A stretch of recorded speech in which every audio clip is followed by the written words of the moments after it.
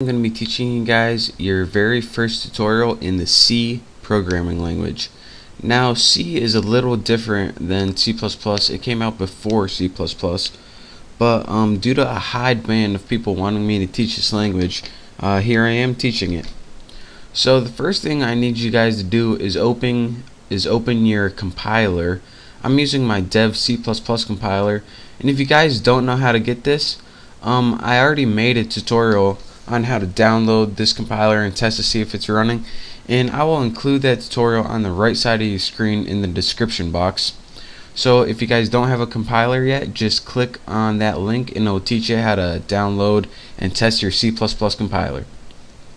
The next thing you want to do is get a new source file, and you do that by clicking File, New Source File, and once you have one open, you're going to want to put File, Save As, and you can name it whatever you want. And you're going to want to save it as a C source file, then click Save. I already have one open, so I'm going to go ahead and close this one, and I have one open called Work C. So once you have that open, you're ready to go ahead and start typing. So let's get started learning the C programming language. The first thing you always do, or usually, you're going to want to include something called a preprocessor. Now what a preprocessor does is after you type this code, you're going to want to translate it into machine code, ones and zeros, that the computer can run. But before you want to translate it into ones and zeros, you're going to want to include something to tell the computer how to use this information you just got it. So it's a lot easier after I just show you guys. So go ahead, type the pound sign, or the number sign, some of you might call it, and type include, and then put a less than sign and put stdio.h, and then put the greater than sign. And what this is going to do right here is it's going to include your standard input and output header. And with this, anytime you include something, it pretty much gives you a list of functions that you can use to in your program. And since we're gonna just be printing basic text out on the screen, we're gonna be using a function called printf. Now if we didn't include this, then when you wrote printf on the screen, your compiler is gonna go, alright, what the H does printf mean? But since we included this, printf is a function within this header. So now we can use a whole list of functions, and printf is included in one of them. The next thing that you need to do when making a C program, after including the headers that you need to include, and this is the only one I'm going to teach you guys in this tutorial, you're going to want to write int, let me move this, main, and in parentheses write the word void. Now what this does is this: every C program has a function called main that your computer knows, alright, I need to run this function first. And that's pretty much why you have main in all of your programs, since C is going to look for this program right here, main, and it's going to run this one first. And now if you're asking, alright, what does int and void mean? Every function can return a value. Now in this case, that's all you really need to know for now. That int stands for integer, and this function is going to return an integer value, but we're going to be talking about that later. And void in your parentheses means that it just takes an argument, and void means, alright, we're not taking any arguments, or it's not asking for any info right now.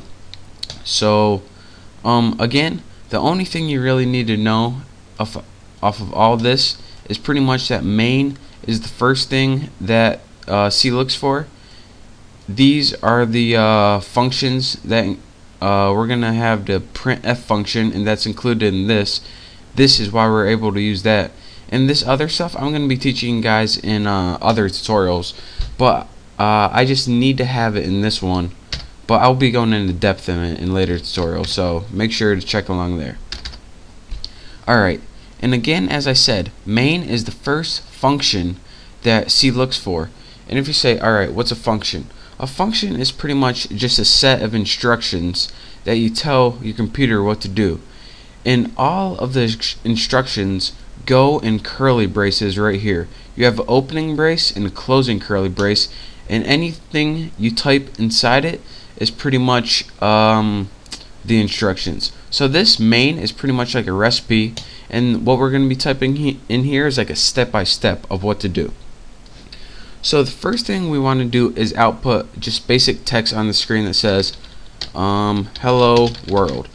But you just don't write hello world like that. You need to do a special function, and that's printf, which is our print function that we are able to use because of this right here.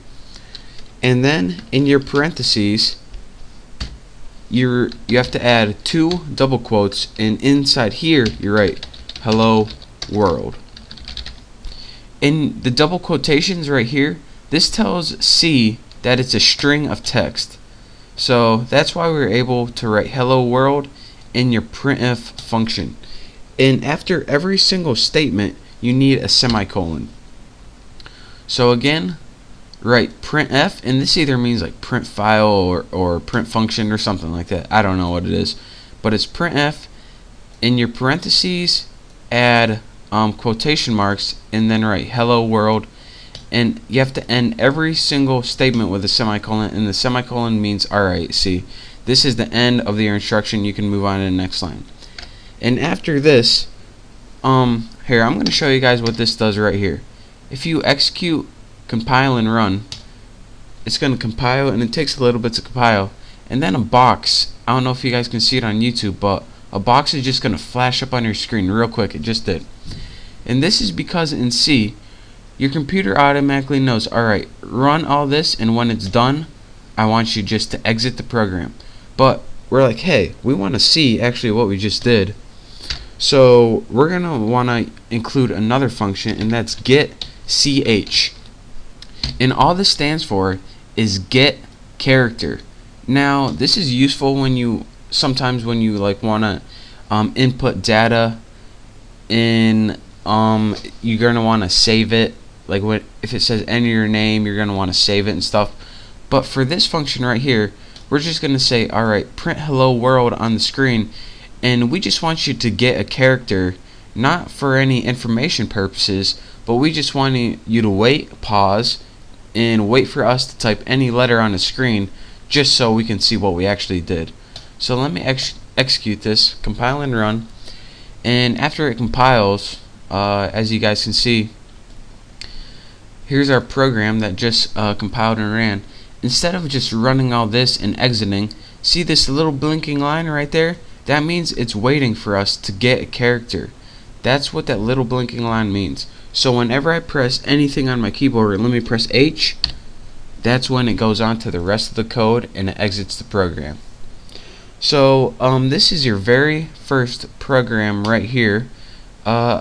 Again, to recap one last time, we included a header that allowed us to use a couple built-in functions, and again we put all those functions in the main program, since this is the first thing that it looks for when running a program, and all we did is print basic text to the screen.